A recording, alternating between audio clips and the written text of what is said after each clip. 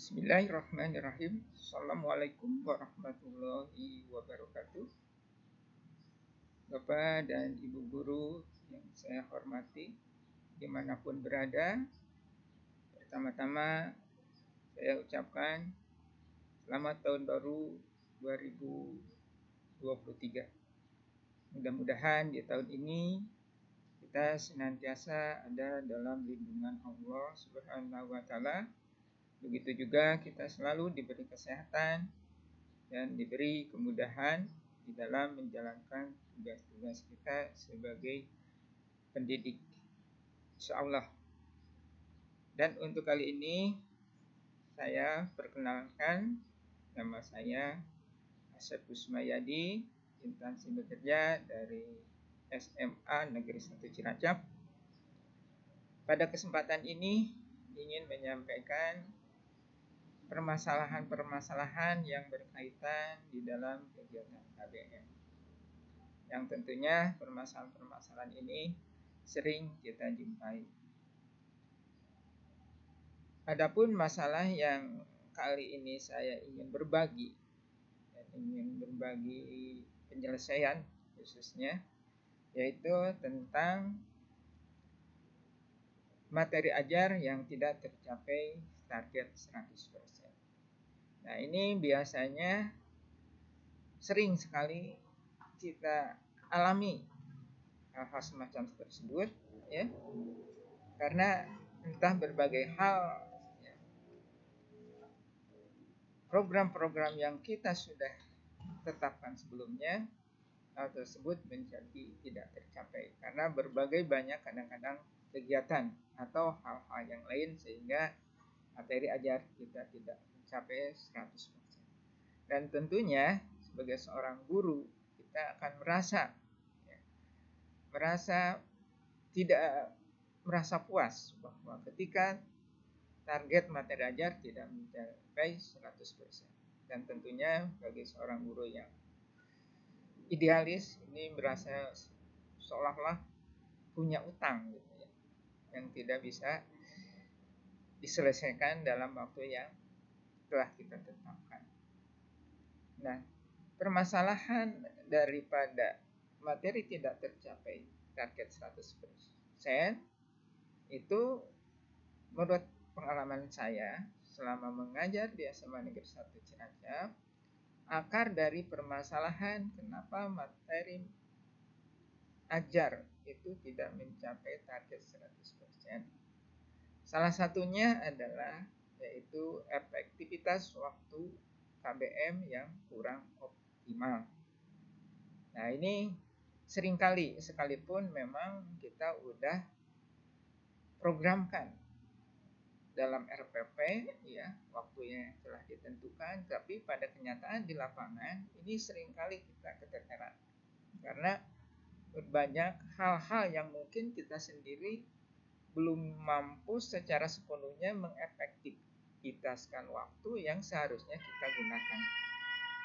Nah, pengalaman saya selama di SMA untuk mengatasi efektivitas waktu KBM kurang optimal ini, yaitu pertama adalah yang paling sangat utama dan ini harus dilaksanakan, ya, yaitu pertama bahwa guru itu harus lebih disiplin lagi dalam kegiatan KBM.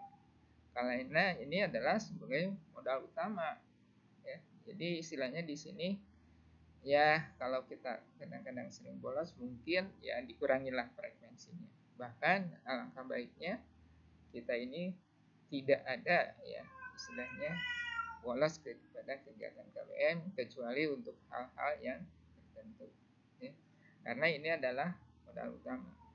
Kalau solusi pertama ini memang kita belum bisa melaksanakan, jelas untuk solusi-solusi berikutnya juga ini tidak akan berarti.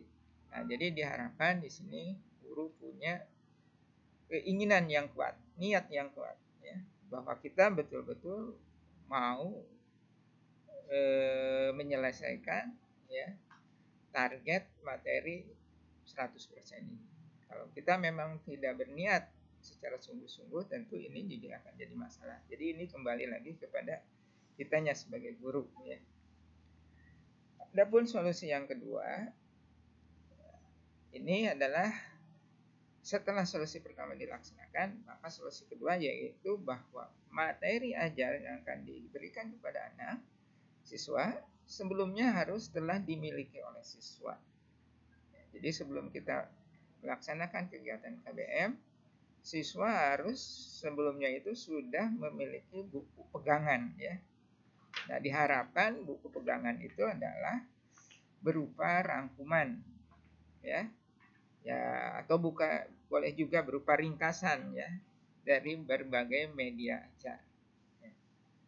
Nah, yang tentunya ini sesuatu yang sudah ditugaskan guru sebelumnya, sebelum kegiatan besok paginya kita melaksanakan kegiatan belajar. Nah, ini sangat menguntungkan sekali ya. Ketika anak sudah memiliki bahan ajar dan bahkan mungkin sudah memahaminya, nah ini akan memudahkan kita dalam kegiatan pelaksanaan KBM. Sehingga metode apapun ketika anak sudah memahami dan memiliki ini akan sangat mulus dalam melaksanakan berbagai metode pembelajaran kita. Nah, jelas juga ini akan menghemat waktu. Ya. Jadi tidak banyak waktu yang terbuang. Ya, salah satunya misalnya harus mencatat dulu, harus memfotokopi dulu, harus membaca dulu di perpustakaan barangkali. Ini tentu akan memakan waktu. Sementara waktu terus bergerak dan kita punya waktu tertentu. Nah, ini menjadi masalah. Tapi ketika ini kita bisa laksanakan, insya Allah ya, ini akan memudahkan kita di dalam kegiatan KBM. Dan insya Allah ini akan juga meningkatkan kualitas dari KBM itu sendiri. Ya. Adapun solusi yang ketiga adalah kita perlu yang namanya sarana dan media ajar tentunya dalam kegiatan KBM. Nah, sarana dan media ajar ini harus selalu tersedia di ruang kelas. Jadi sebelum kita mengajar di kelas, nah sarana dan media yang kita perlukan itu sudah tersedia. Jadi bukan pada saatnya kita akan melaksanakan kegiatan belajar, kita masih mencari-cari menyiapkan sarana dan media ajar. Tentu ini akan merugikan kita dan banyak memakan waktu. Ya, otomatis dengan demikian waktu efektivitas kita menjadi kurang optimal. Nah, ketika sarana dan media ajar sudah tersedia, tentu ini akan meningkatkan efektivitas waktu menjadi lebih optimal lagi. Nah, ini barangkali pengalaman-pengalaman saya selama di SMU Negeri Cilacap, dan sementara ini saya juga mengajar fisika. Ya, alhamdulillah dengan pada ini ada sedikit perubahan-perubahan. Memang sementara ini awalnya saya sendiri sering mengalami keluhan ya, karena sering ya kegiatan di sekolah itu terlalu banyak sehingga banyak sekali ya kegiatan waktu KBM kita tidak tersita oleh kegiatan-kegiatan. Sehingga dengan cara seperti ini, solusi-solusi ini akan diharapkan ya itu mendekati target materi pelajaran kita mencapai 100%. Nah, barangkali itu Bapak dan Ibu yang saya bisa sampaikan mengenai permasalahan-permasalahan yang saya alami dalam kegiatan KBM. Mudah-mudahan ini akan bisa bermanfaat buat kita semua sebagai tenaga pendidik, dan barangkali kurangnya mohon maaf. Wabillahi taufiq wal hidayah. Assalamualaikum warahmatullahi wabarakatuh.